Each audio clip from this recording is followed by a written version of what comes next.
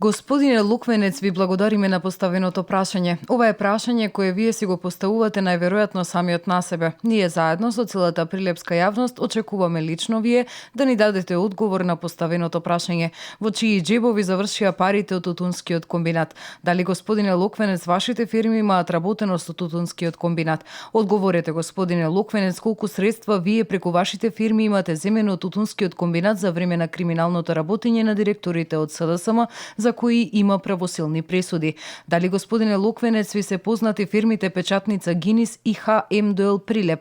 Дали, господине Луквенец, ке им кажете на прилепчани дека повеќе од 25 милиони денари се завршени во овие две фирми?